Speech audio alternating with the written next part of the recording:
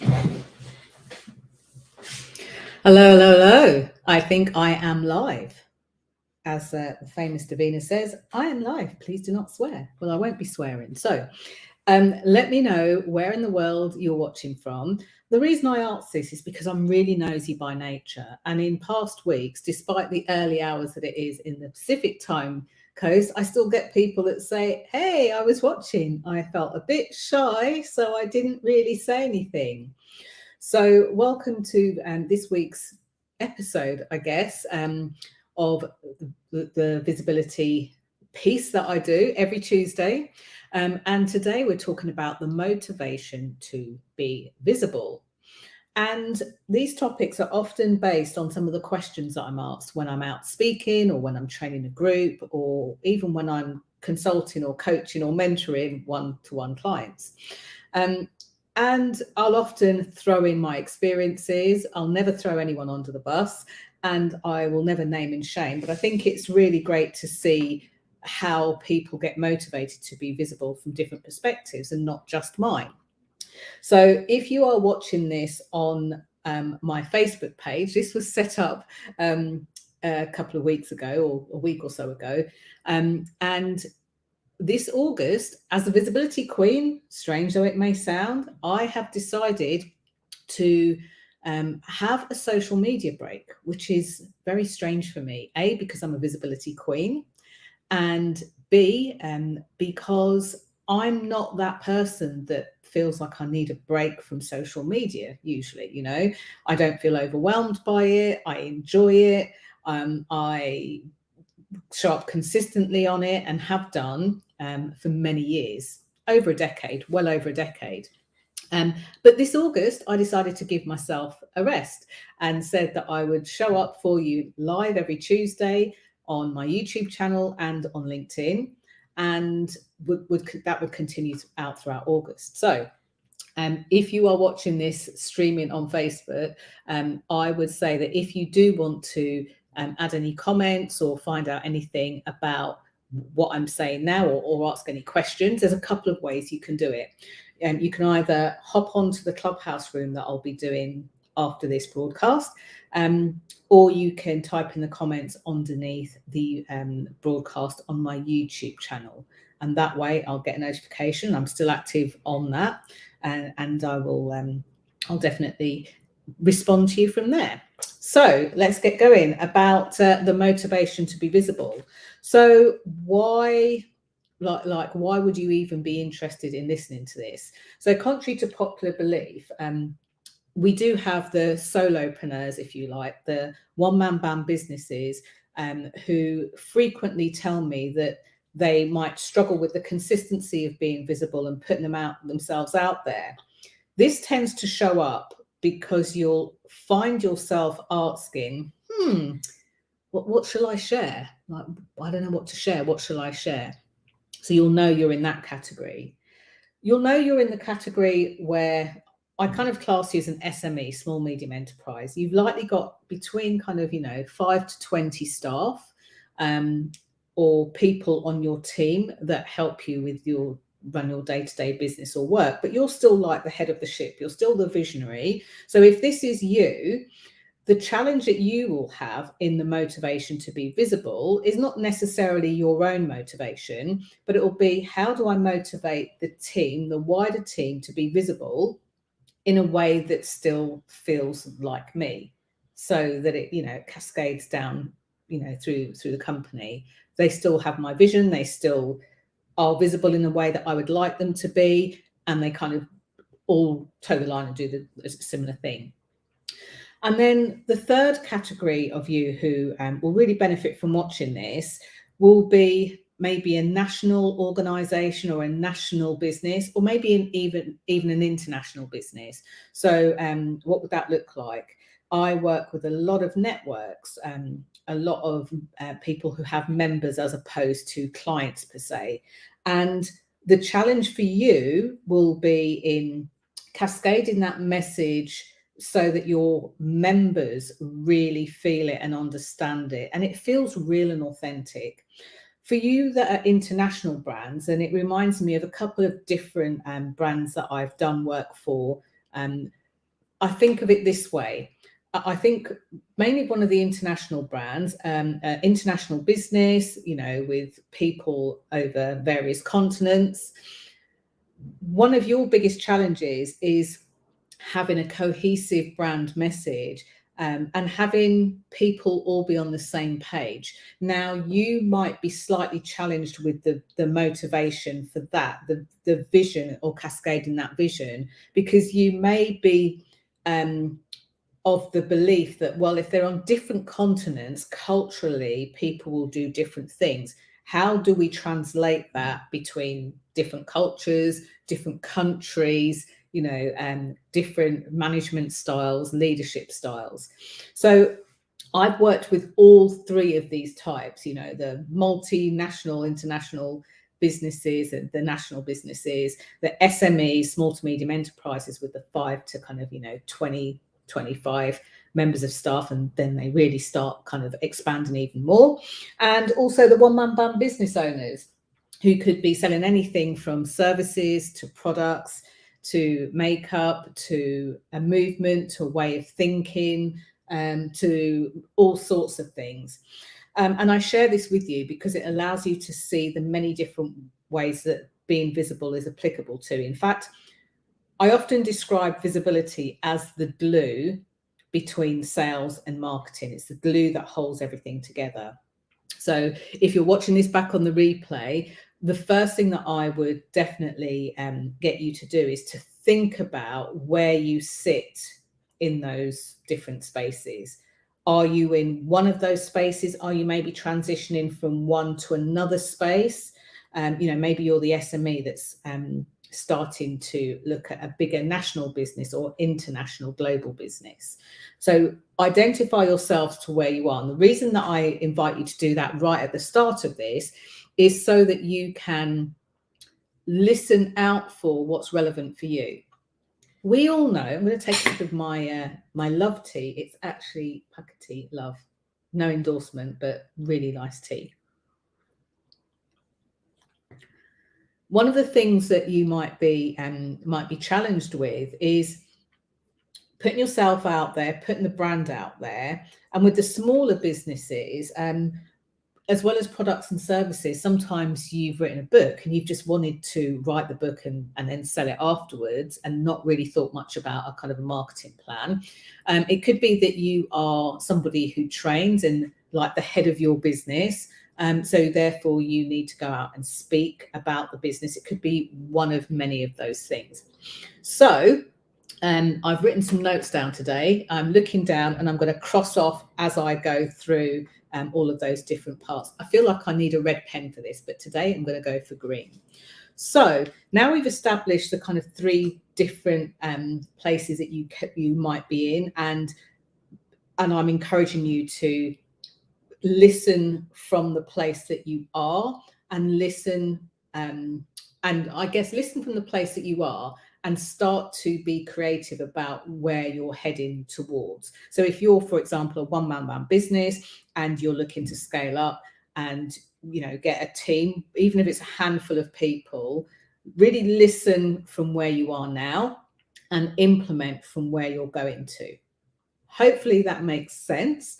If it doesn't make sense, then feel free to type your questions in the box below and I'll answer them live. Okay, so all of that to say, once you have identified where you are on this is why this topic is so important. It allows you to know what to share. It takes away that, oh my gosh, I've got to create some content. What do I share? It helps you to keep aligned with your vision of what you wanted to do with the business. So everything that you're doing on a day-to-day basis doesn't feel like you're pulled in, different directions, and doesn't feel accidental. It helps with that as well. Oops. Just going to check something, checking my volume's going okay. And then for the bigger sort of national companies, international companies, national, international networks, it has everybody on the same page, singing from the same hymn sheet. So what this means is if you've got members as opposed to staff, your members are telling people about you and what you do, and they're doing it in a way that endorses you. You would literally find yourself saying, oh my gosh, I couldn't have put it better myself. That's when you know you've kind of hit your sweet spot with that. And if people aren't doing that, it just means that you haven't translated how you want to be visible. Like I said at the beginning, visibility is the glue that really holds your sales and your marketing and helps it to really flourish. So we've got like 20 minutes left. So I want to share some sort of nuggets that I hope will be helpful and discuss some stuff that I hope will be helpful, specifically when it comes to the motivation, because for some of you, you'll be motivating yourself. And for some of you, you'll be motivating other people within the business, within the team, and trying to get people to see that vision as well. So why am I speaking about this? As a business owner myself, and having done this for like, as a business owner anyway, for 12 years, and then probably even longer before that, you know, I remember a time, a few companies back, working with a particular company, or for a particular company, and one of the directors saying, you know, you've got brand marketing the business down to a T. You know, we don't even feel concerned about what you say. We're not really concerned about what you put out there in the market, because we know that you understand us and you get us. And I remember at that point feeling a bit like, well, I don't know how. I've never been taught, maybe, you know, and kind of feeling a little bit, not quite imposter, but a bit like, really? Are you sure? You're not just saying that to be kind? And I think it's really important, when I think about this and I look back, not just over the last 12 years, but over the last maybe 3, only 4 decades.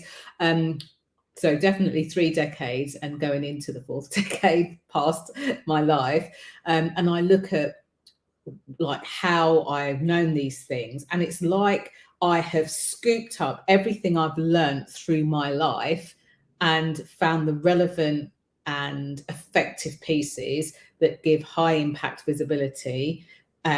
Tried them out a few times myself, got some success with it, tried them with clients when it's been kind of like in alignment with what they want to do, and it's worked for them. And then I feel like, well, this is something that could work for this type of business, or that type of person, or this type of product, or this type of industry. And I bring them and share them with you. So these have allowed me like to really expand on opportunities, not just 1 or 2, but multiple opportunities over the years. It almost feels timeless, because I remember when we went into the pandemic, March 2020, I really thought to myself, well, I've never had to sort of teach this work, consult with this work, coach this work, mentor this work. I've never had to do it through a pandemic. So I don't know that it would work. Maybe I'll have to go and do something else. And I remember as I went through, actually, I reworked my way through my own system, because I wanted to find out what I needed to get rid of, basically. And to my delight, to my honor, to my surprise, I found that a lot of it was still, you know, still working really well, still very effective. So as that happened, and I managed to then pick up clients that I'd maybe lost previously to the pandemic, I realized what a difference it made. And I realized what a difference it made when I heard this with people. So what we're going to talk about today, I'm going to drop some nuggets around the motivation to be visible, like I say, for those three different pieces. And the reason that I'm really passionate about this is because it's allowed me brilliant opportunities. It's allowed me to inhabit new spaces and different spaces than some of my peers. You know, whether you look at my work as being in the personal development industry, or the training industry, or the speaker industry, you know, those are three different industries that I, you know, habitually navigate and consistently navigate. But it's allowed me to still deliver this work in lots of different industries, from public sector, private sector, from the financial services industry, within the travel industry, within retail, you know, all sorts of very, very different spaces, with everyone from ExCo, you know, the board, the executive committee, down to the person in you know, the post room, for example, or the customer services team, or the sales teams, or the leadership teams. So it's enabled me to almost navigate and go across borders. And the reason that I think this is really important at the moment is because of the big R. People are talking about recessions, and there's a lot of doom and gloom surrounded with that topic. But wouldn't it be great if you were not only visible, your business was visible, your company was visible, the work that you do is visible, but wouldn't it be great if everybody felt motivated instead of like deflated around doing it? So with these, I love the live interactions. I know that some of you are shy and you prefer to just watch and take in the information, but it's really helpful when I see different people pop up. If I know what you do, brilliant. If not, to be able to kind of give you real life examples about how they work. So there are kind of like three segments to look out for. And while I remember, let me just remind you that I do have a free gift called the Opportunity Optimizer, and this will go through three different topics of where you need to be ready to get out there, you know, and to be even more visible, even if you are already visible, are already well known, or your work's well known. And underneath each three sections, I have 6 different tips. Now, don't eat this all at once. It's a bit like face planting into a Black Forest gatto or a cake or something. You don't have to do every single thing on there. Find which ones resonate with you, which ones you think you can do quickly and leverage, and go ahead with that. So I'll pop the link for that in the chat here so that you can in fact, I'll do that and I'll pop it up on the screen so that you can download that. Now, if you would like to download it, it is a free gift. I won't be emailing it to people, A, because the file's too big, and B, because there's too many people for me to do that through across the internet. So all you will need to do is just to click on the link. And once you've clicked on the link, enter your best email address and it will deliver it to your email address. So if you put in the wrong email address, then you won't get the freebie. So let me just go to the link of where that is. There you go. How's that? Multitasking live. So let me post it in the comments there. Okay, so it's now on Facebook in the comments. It's now on YouTube in the comments. I don't know whether it's on LinkedIn, so let me just show up there. So that's what you're looking for. If you are on LinkedIn and you can't find it, if you just send me a message and I will pick it up at some point, or I'll get someone to pick that up. Okay, so let me hide that there. So here are some of the things that you will need to look out for or look for when it comes to motivating yourself, your teams, or the kind of national, international brand members and things like that. So the first thing to look out for is, let's start with the solo business owner. If you're a solo business owner, a lot of the time you're wearing many hats.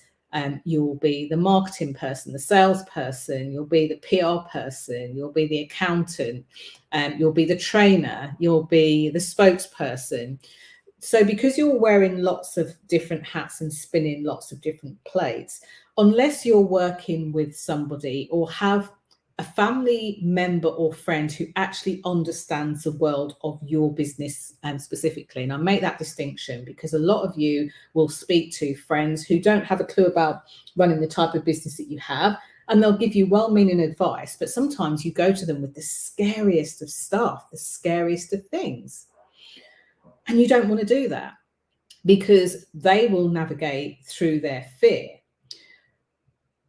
Whereas when you're speaking to somebody who understands, what you're trying to navigate, the waters that you're trying to kind of cut through, it makes a really, really big difference.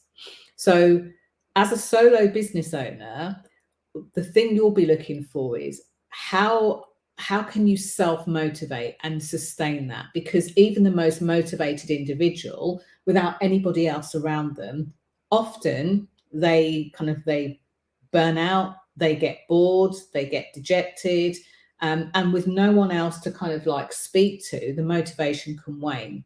So one of the things that I would get you to do, if you were on a session with me, for example, or in a workshop with me, I'd get you to have a look at what motivates you. Are you very self-motivated, or do you find that you're motivated by other people?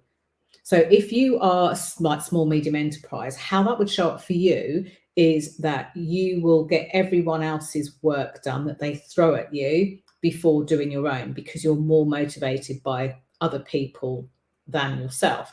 And believe it or not, this is not right or wrong, good or bad, but it's important to know where you sit on that, because this helps how you can then kind of like rev up that engine and motivate yourself.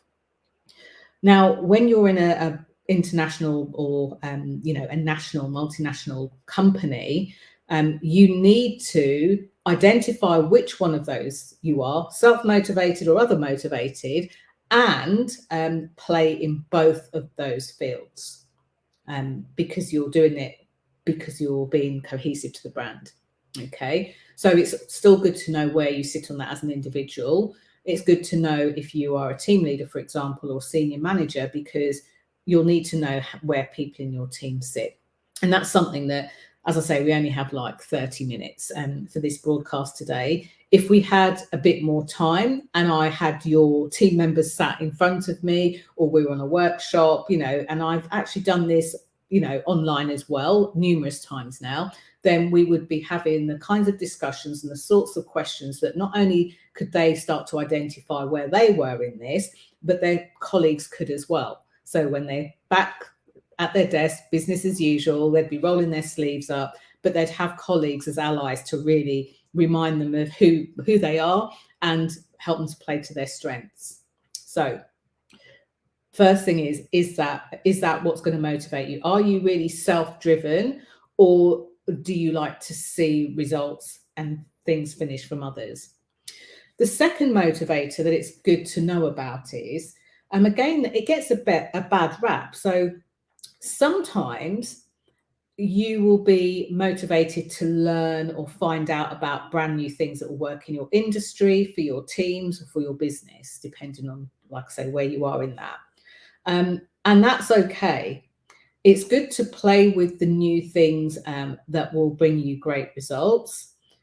And it's also great to know, well, if you already know something, to build on it. So I see this in the solopreneur world, probably more so than some of the others, where, maybe they've bought courses and programs and products, and they're just kind of collecting dust on their shelf. They haven't had the chance to look into it. This isn't necessarily a bad thing. This shows that the thrill of the chase of the new stuff is what motivates you. And if you know that for sure, you can use that in your favor. You can use it to go back and revisit the course that you bought on CD 12 years ago. You can use that to really fire up and motivate yourself to be visible, because you now know where you sit on that. So for some people, it's really about mastery. You'll be like, yes, I know how to do it and I want to do even more of it.